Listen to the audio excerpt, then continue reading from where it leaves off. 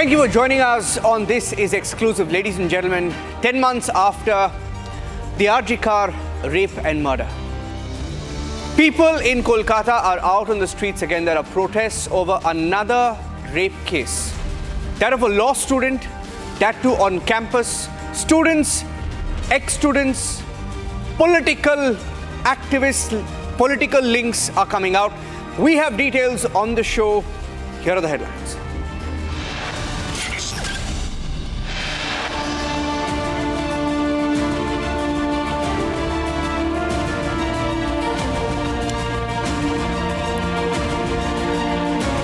Law College after RG car, another rape case, another professional being raped on campus in Kolkata.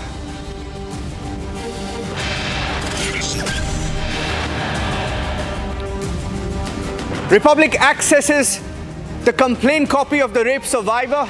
She says one of the accused was the unofficial TMC student wing former head.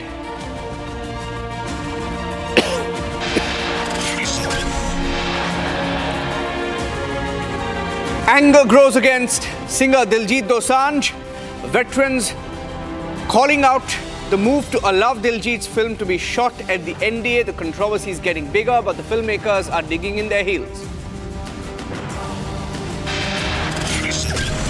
Explosive details on the PFI SDPI files out as the NIA gives out more details of a 2022 murder and how the PFI is still operating via the SDPI.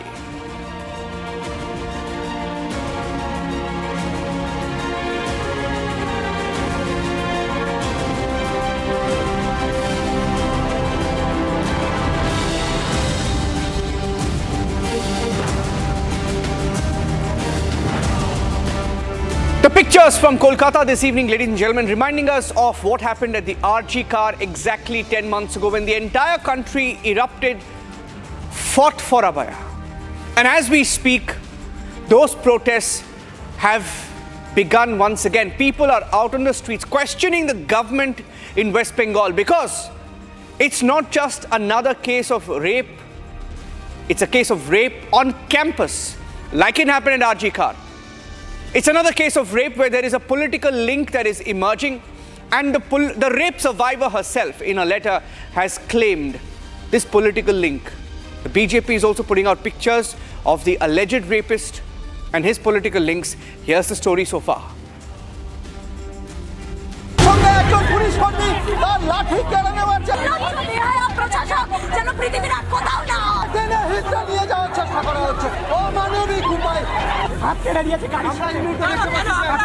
The street of West Bengal's capital is reeling with anger. A 24-year-old female law student was gang raped on the college campus, allegedly by 3 students, on the night of June 25th. According to police, the survivor had gone to fill up an examination form and was called into the student union room. She was later taken to the guard room by one of the accused, where 2 others were already present. Kolkata police has arrested all 3 accused: 31-year-old Manojit Mishra, a former student and affiliated with the TMCP, and 2 other current students.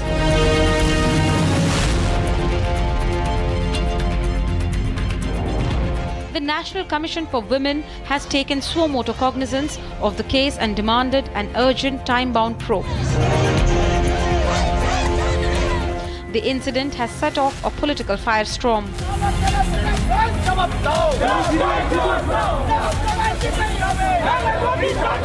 Law and order situation तो इससे ही पता चल सकता है कि बार बार education institution के अंदर लड़कियों के साथ इस तरीके की घटना घट रही है। पहले आरजीकर के मामले में इस तरीके की घटना घटी। आरजीकर के अंदर वो भी एक छात्रा थी, उनके साथ बलात्कार हुआ और मर्डर हुआ, और यहाँ पे भी एक छात्रा के साथ बलात्कार की एलिगेशन आया है, जिसमें जो लोग पकड़े गए हैं उसमें जो मूल एक्यूज्ड है वो टीएमसी के एकदम बड़े नेता है, तृणमूल छात्र परिषद के बड़े नेता है, ऐसा जानकारी मिल रहा है। The BJP has claimed that the accused associated with TMCP is being shielded by the top command. This incident comes less than a year after the horrific rape and murder of RG Kar Medical College, one that shook the country to its core. Another young woman brutalized inside what should have been a place of learning.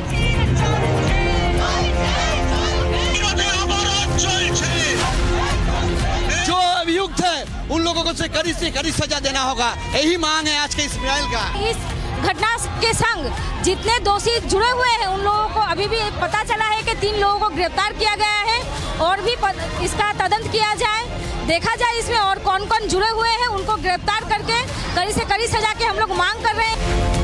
And not a strong word or action from the government. For how long will Bengal's daughter fall prey to those escaping the law?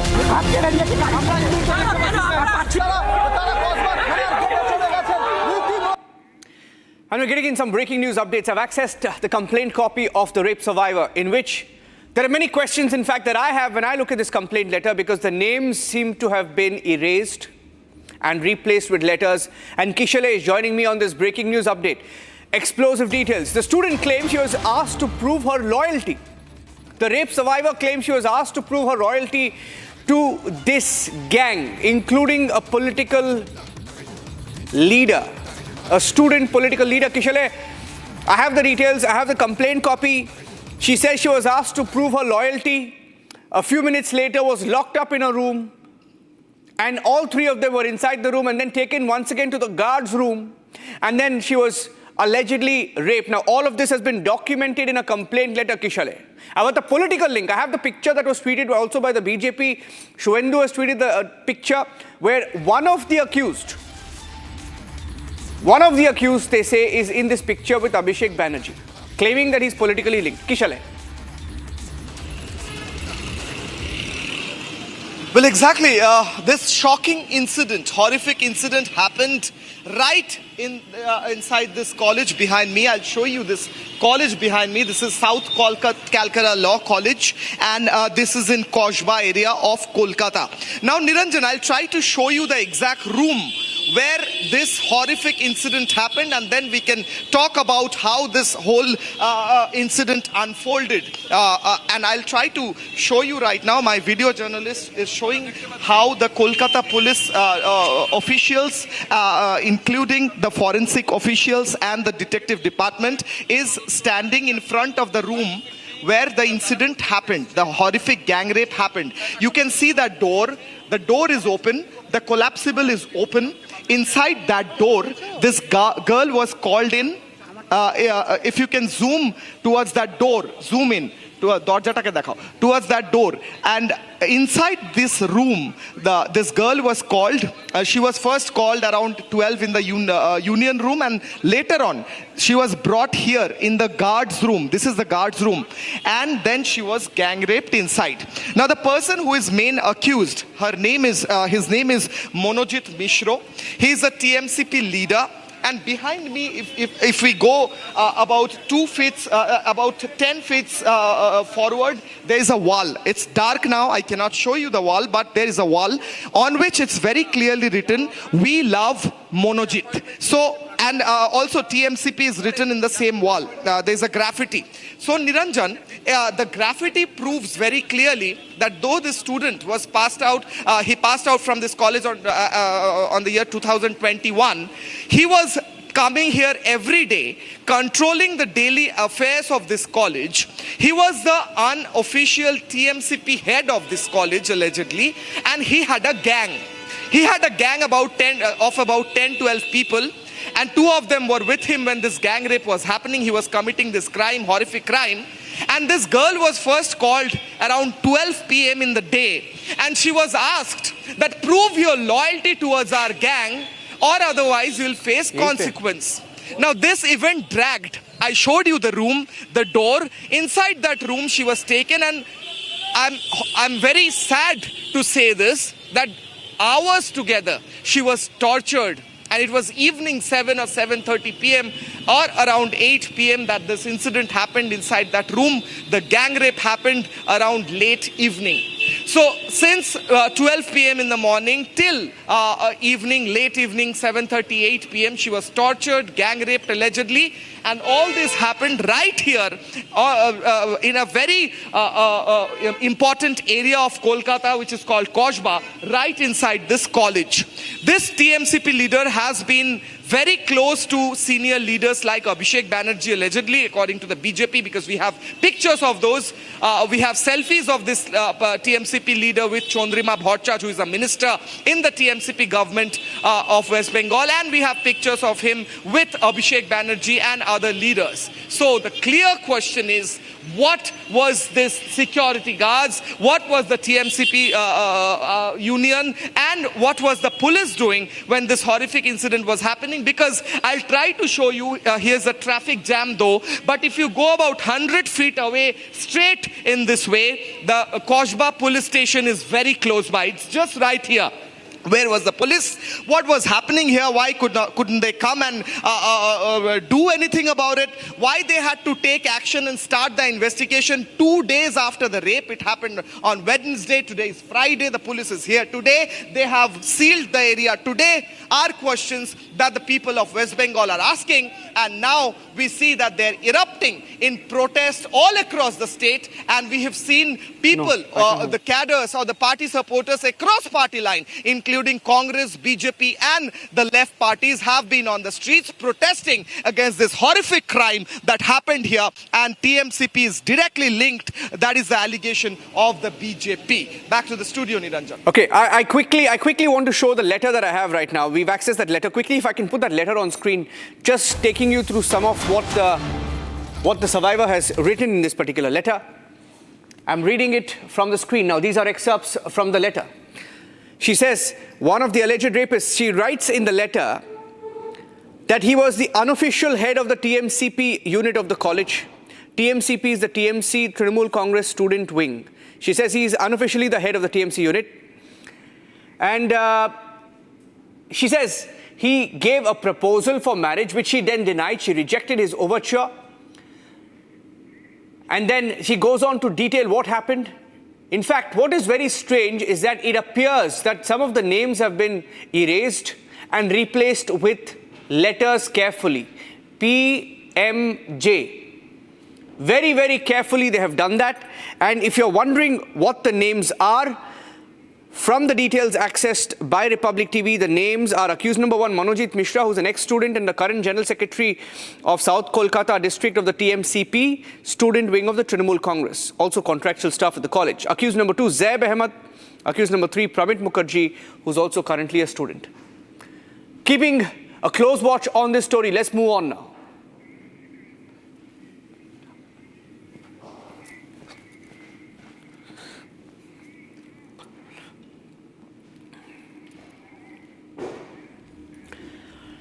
The Diljit Dosanjh controversy is getting bigger. On This is exclusive. We have some more details coming in. Now, sources are saying, and this confirms that the filmmakers are in no mood to drop Diljit Dosanjh.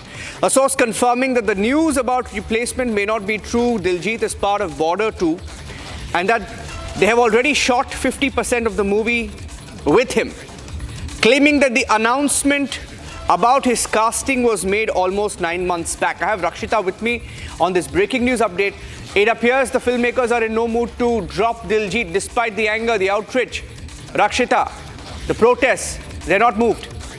We just see that what are the priorities as far as these production houses are concerned. The priorities of the Bollywood, the people from Bollywood is, because that was very clear what we saw earlier as well. There have been time and again attacks from Pakistan. We've seen the backlash Karan Johar faced after the Uri attack for casting Fawad Khan. We saw what happened after Pulwama also. But I think that these Bollywood directors or producers think that public memory is short, and we will invest crores. And we won't let go of the crores.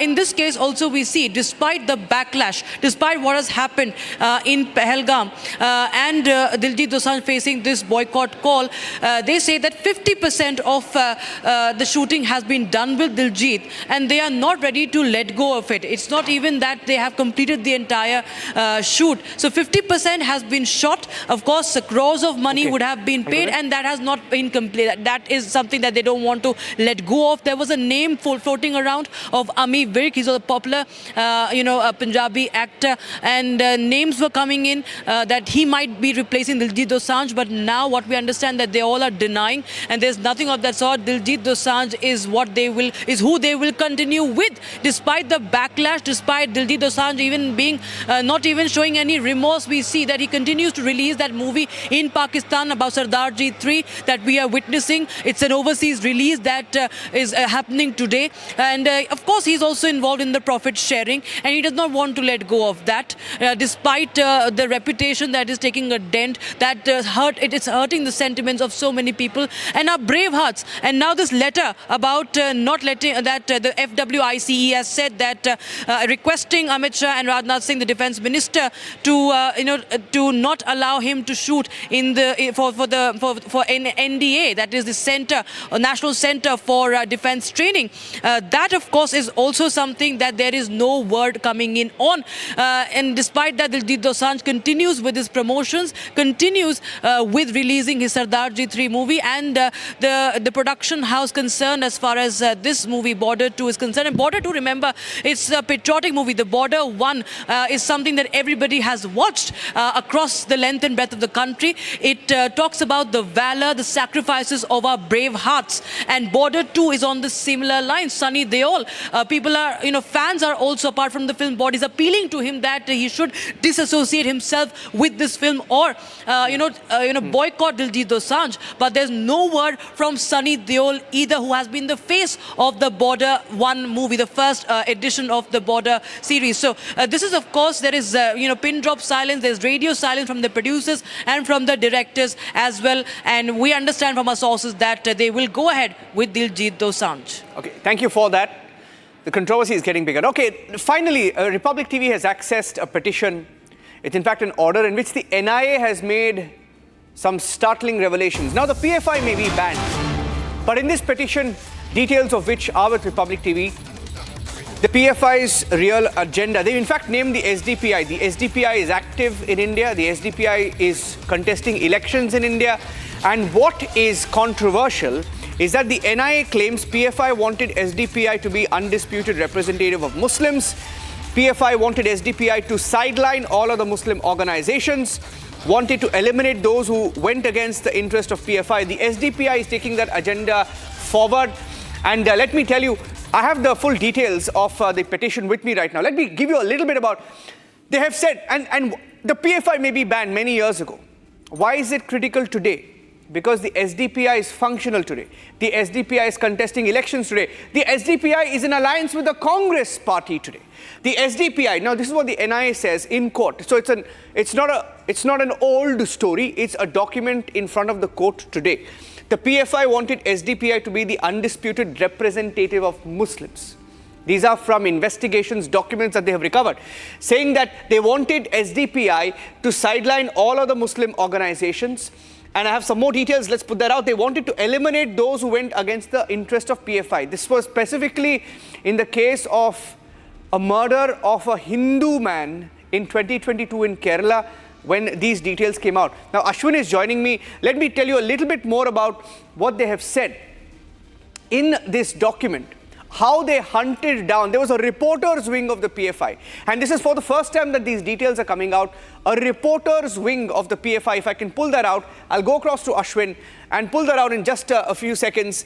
They say that the SDPI wanted they had a long-term plan to topple Indian democracy. These are details that were known, that they have wanted to convert India into an Islamic nation by the year 2047. These are details that are already known, but have now been documented. Ashwin is joining me with the details. Ashwin, what do we know about this reporter's wing? Does it still operate now? What is alarming is that SDPI is active. SDPI is contesting elections. and SDPI is still in alliance with the Congress party. So you can't rubbish all of this when it's still in the mainstream. They're in fact in the mainstream more today in Kerala and Karnataka. Absolutely, Niranjan, absolutely. Because if you remember, when there was one exclusive story which Republic had broken, when a reporter's wing was hinted, when there was a raid in Kollam, one person who was a fruit seller was caught, and we had done an extensive story on that. And now that story, we had said this particular person was in fact the reporter's wing. He was collecting information of private individuals who are part of who are Hindus primarily, and they also were collecting the movements, who are the neighbors who will come to rescue him if he's been attacked and all that. Now, Niranjan, when we look into this story, now whatever we have done 2 years ago, it corroborates the entire thing. NIA has very categorically stated that there are in fact 3 wings of the way PFI is working. And one is the reporter's wing, then it's an arms and training wing, and then there is another wing called as a hit list, which takes care of the hit list. Now, 950 people have been so far been stated by the NIA in its petition who has been listed in this particular hit list. They also named very interestingly that the SDPI is being used to alienate the community together. Now, Niranjan, I just want to bring your attention to one of a very interesting update regarding this. Recently, there was a Nilambur bypoll. SDPI candidate had won 2,360 seats. This is coming 2 years after, 1.5 years after the SDPI, the PFI ban. But the election before that, Niranjan, the SDPI had got 3,800 votes, which essentially means the entire voting after the PFI ban has come to 36% less. This conclusively proves, Niranjan, that the PFI was working with the SDPI to create this kind of a division within the community itself. And this has been proved also, and the NIA has given this petition, which certainly is very shocking. 950 people have been put in the hit list, and certainly that is something which is worrying, very worrying as well. Thank you for joining us with those inputs. That's all the time we had on This Is Exclusive this evening. Finally, I'm ending with this one new revelation that's come in of the reporters wing. The PFI, which is a banned organization, had a reporters wing that acted as a quasi-intelligence unit, connected all the data of Hindu leaders, of anybody who they felt was against the PFI or the SDPI, and then their arms wing was deployed to eliminate them. That's how so many Hindu activists were hacked to death, murdered in the last few years and decades in Kerala especially. That's all the time we had on This Is Exclusive. Thanks for watching.